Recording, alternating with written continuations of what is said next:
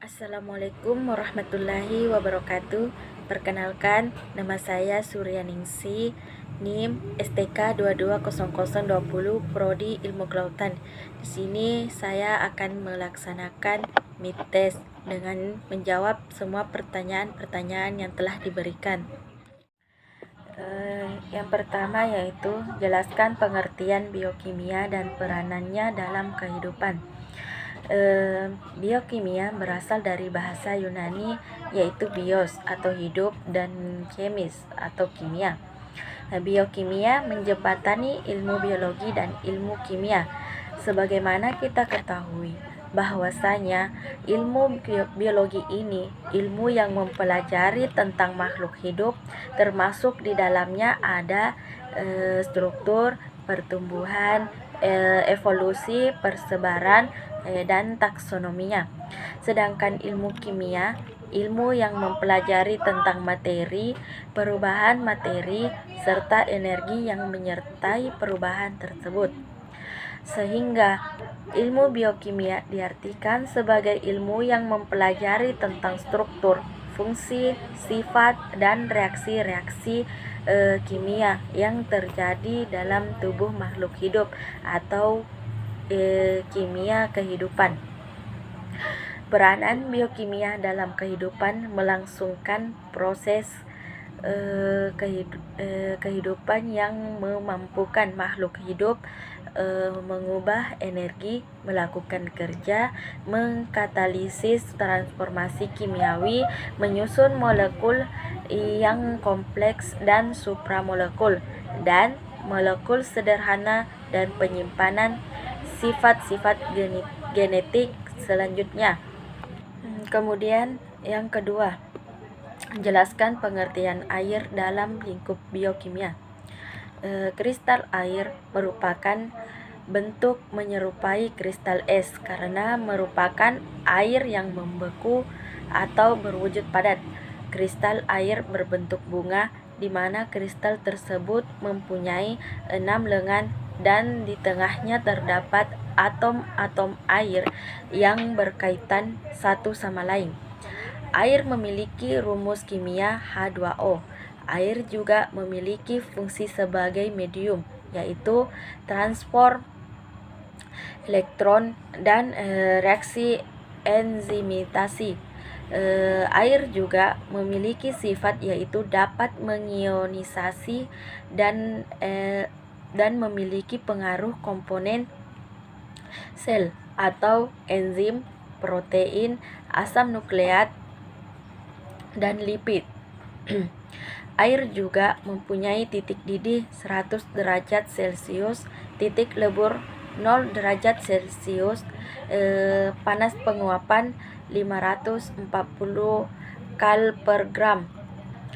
Air bersifat polar, di mana memiliki sudut kepolaran dan berkonsentrasi pada atom O. Air sebagai sifat pelarut karena mampu melarutkan molekul pada makhluk hidup sebagai asam nukleat, protein, maupun enzim. Ketiga, jelaskan pengertian metabolisme, anabolisme, dan katabolisme serta berikan contoh masing-masing. Metabolisme adalah sekumpulan reaksi kimia yang terjadi pada tubuh organisme. Contohnya saat pencernaan, metabolisme seluler melepaskan energi dari nutrisi yang diperoleh dari makanan. Metabolisme seluler menopang kehidupan dan memungkinkan sel untuk berkembang, tumbuh, perbaiki kerusakan, dan memberi respon terhadap stimulus lingkungan luar. Kemudian anabolisme. Anabolisme sel adalah pembentukan zat kompleks dari zat yang sederhana.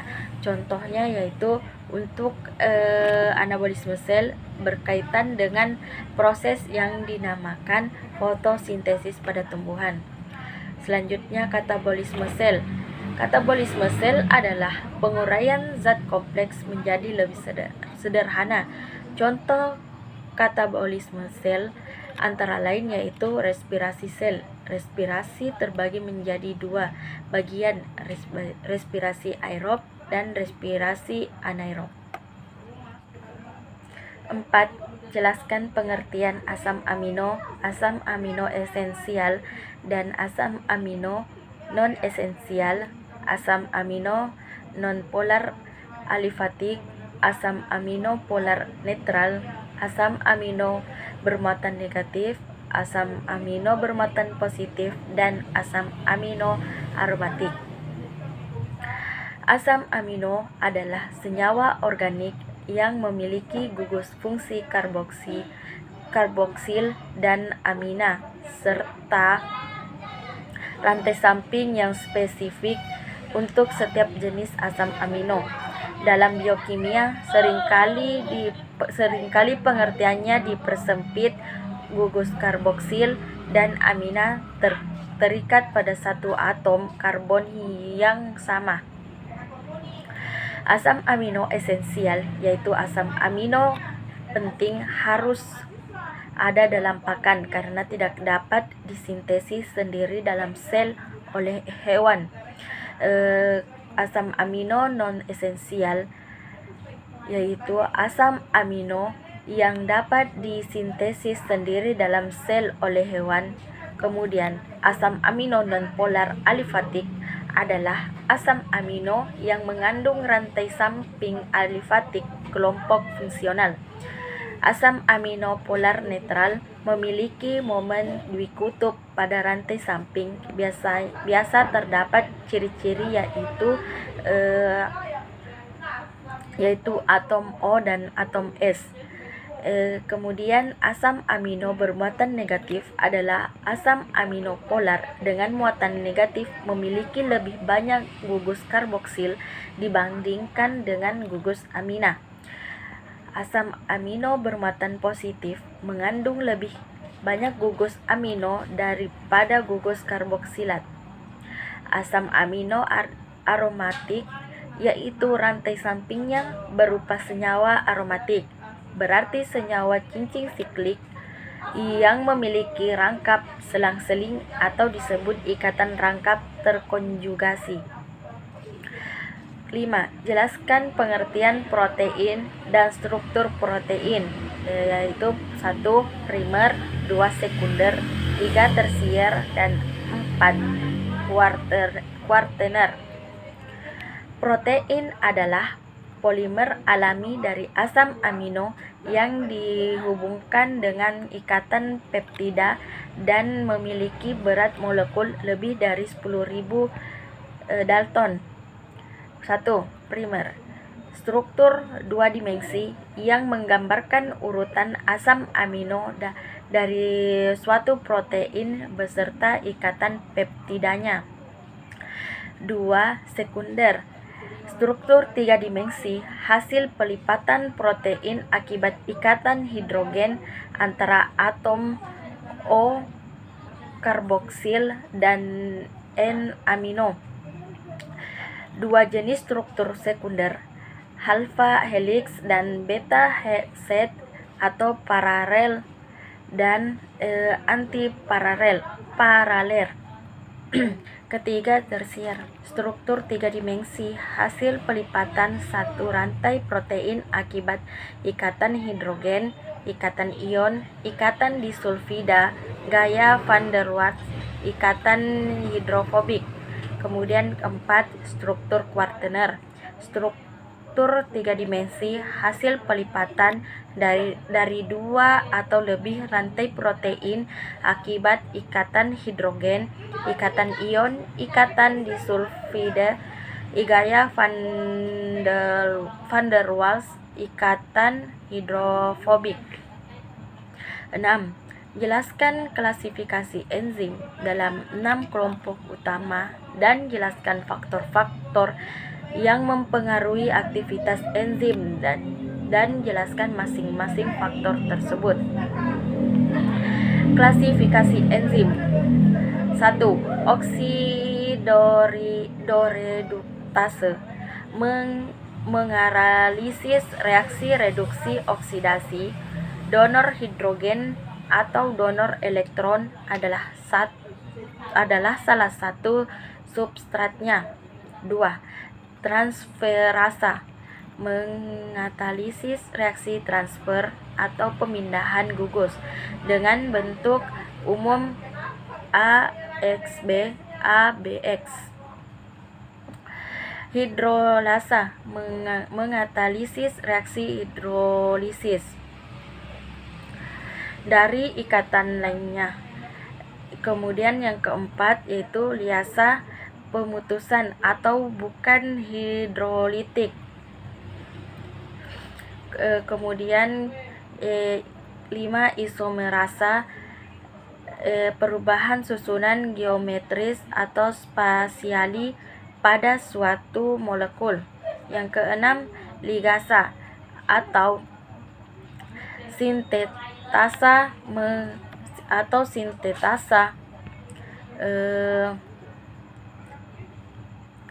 reaksi penggabungan dua molekul. Kemudian faktor-faktor yang mempengaruhi aktivitas enzim.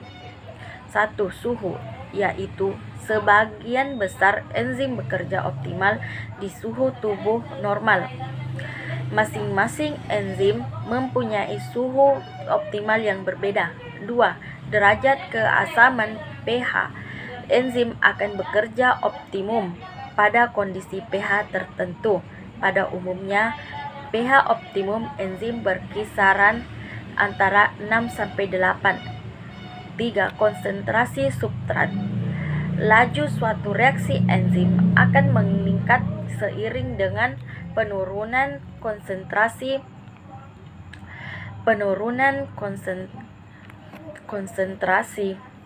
substrat.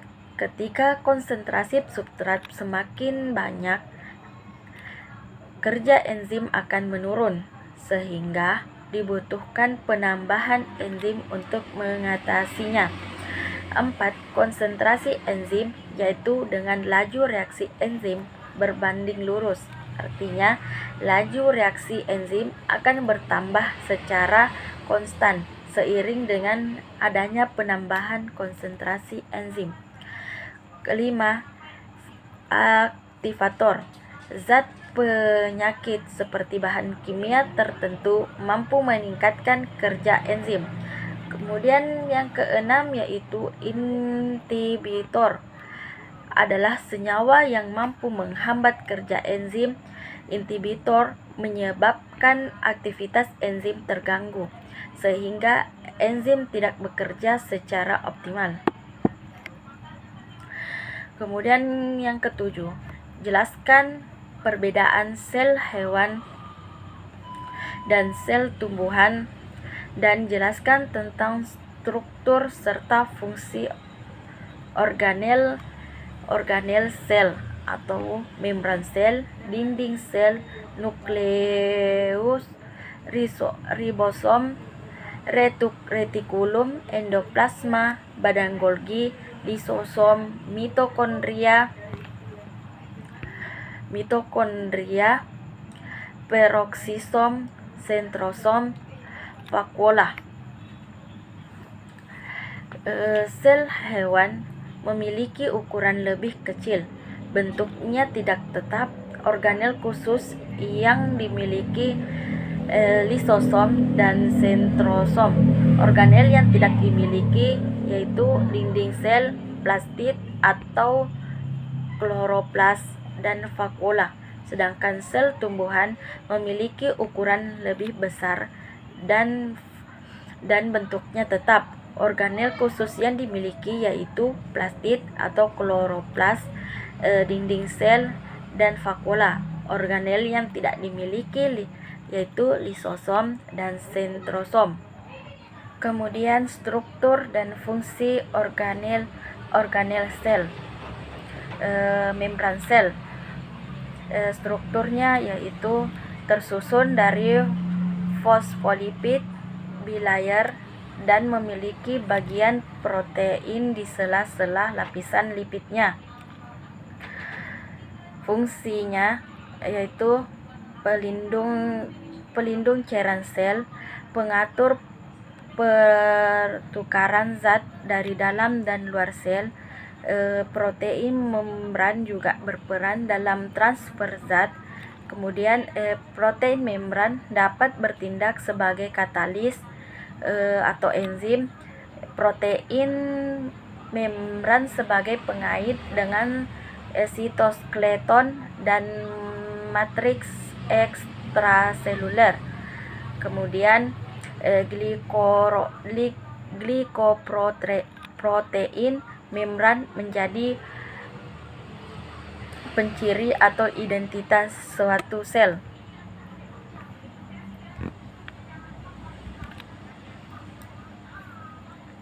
Kemudian pada dinding sel, struktur dinding sel yaitu pertama umumnya tersusun dari selulosa, hemiselulosa, dan glikoprotein. Struktur dinding sel tumbuh bervariasi tiap spesiesnya. Ketebalannya 0,1 mm sampai beberapa mm.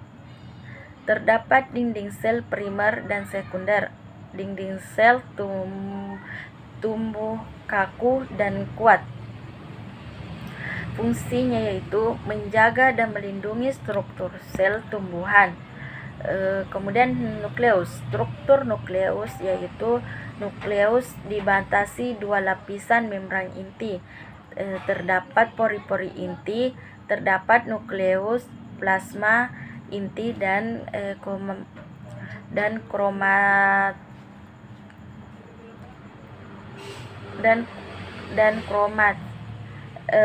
Bentuknya sepadan dengan bentuk sel. Fungsi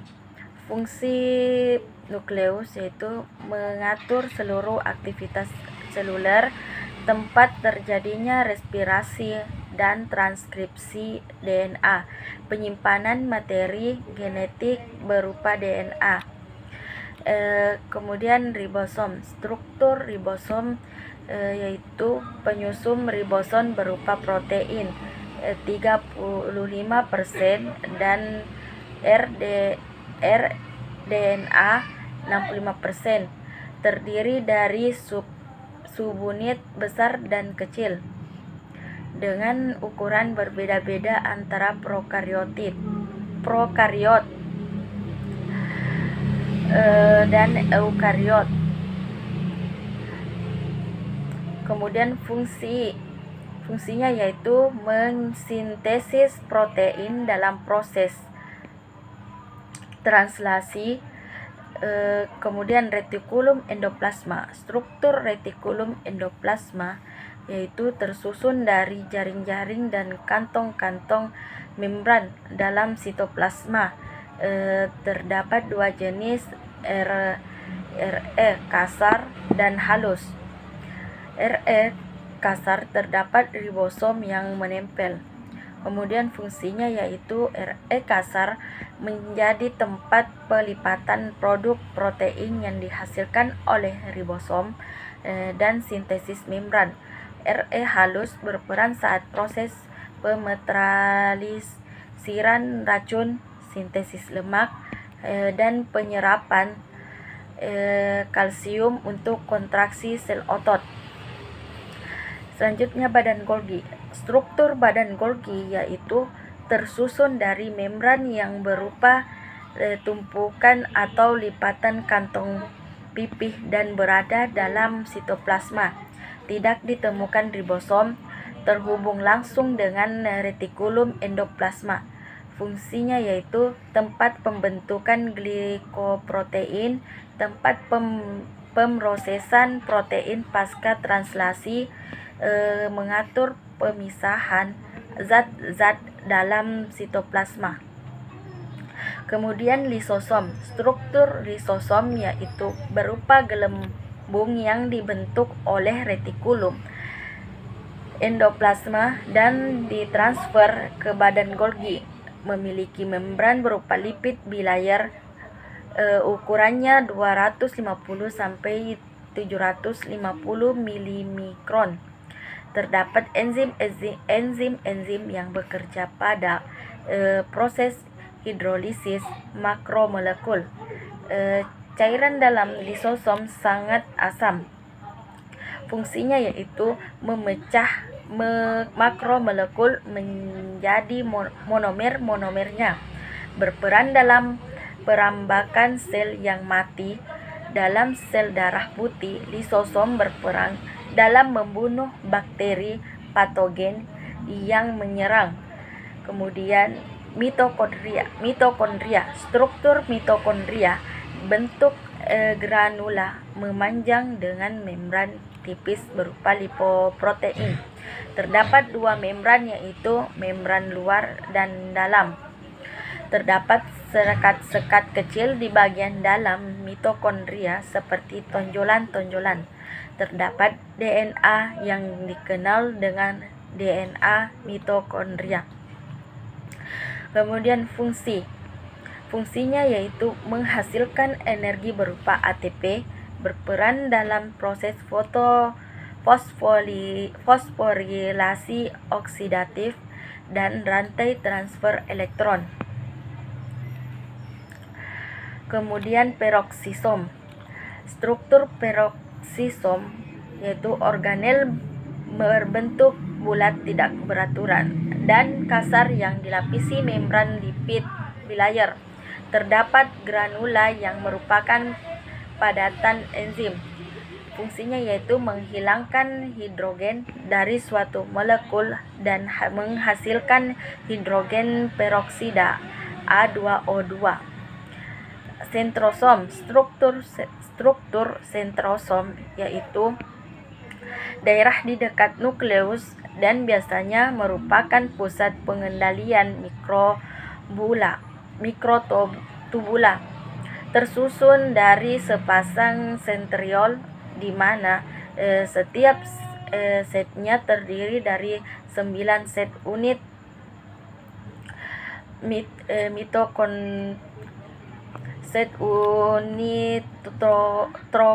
trotubula. Setiap setnya terdiri dari 3 unit trotubula.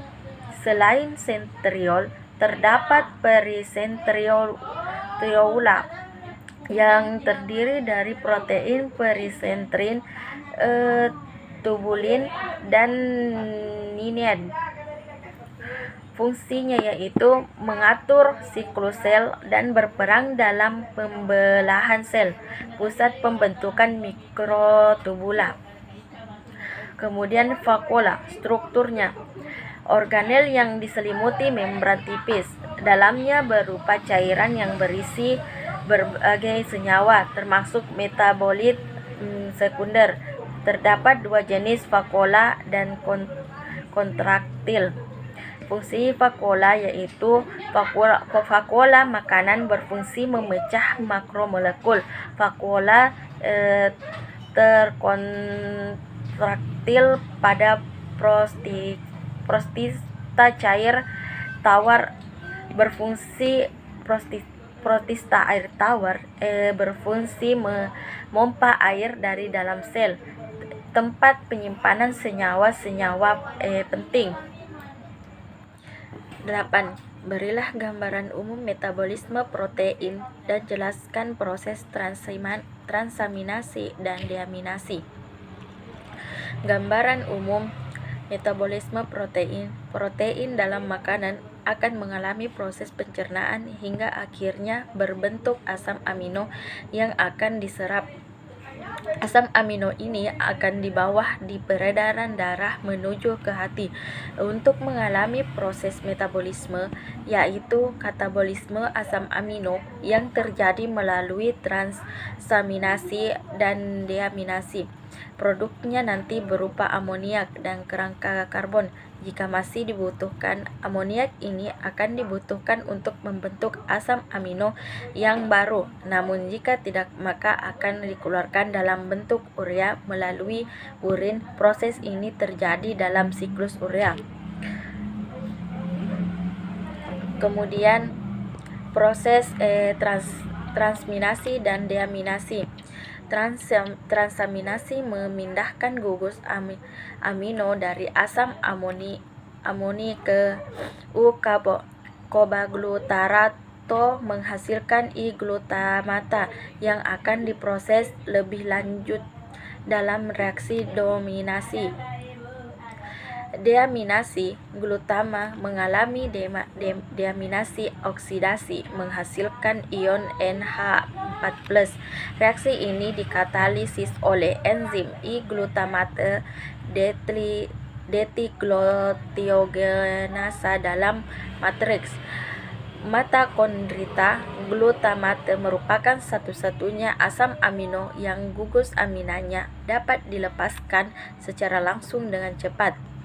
Ion NH4+ yang dihasilkan akan melanjutkan perjalanan dalam siklus urea untuk dapat dikeluarkan dari dalam tubuh. 9. Jelaskan proses siklus urea. Proses siklus urea mulai dari awal glutamat masuk ke dalam mitokondria yang berwarna abu-abu. Itu adalah daerah mitokondria dan posisinya ada di dalam sel hati. Kemudian produk akhirnya adalah berupa urea yang berada ke litosel. NH4+ yang dihasilkan oleh deaminasi akan diubah menjadi karbonil fosfat dan mengikuti siklus urea sehingga terbentuk urea yang siap dikeluarkan melalui urin. 10. Jelaskan tentang sintesis asam amino dan jelaskan tentang transkripsi dan translasi pada biosintesis protein. Sintesis asam amino bisa dihasilkan dalam jalur sintesis baik pada glikolisis maupun asam sitrat. Hewan hanya bisa mensintesis 10 asam amino non-esensial dari senyawa antara glikolisis dan siklus asam sitrat. Transkripsi dan translasi pada biosintesis dan protein. Transkripsi adalah penyalinan molekul DNA menjadi RNA, sedangkan translasi adalah penerjemahan molekul RNA menjadi urutan asam amino yang menyusun protein. Baik, itulah tadi penjelasan dari saya. Apabila terdapat kesalahan, mohon dimaafkan. Sekian dan terima kasih. Assalamualaikum warahmatullahi wabarakatuh.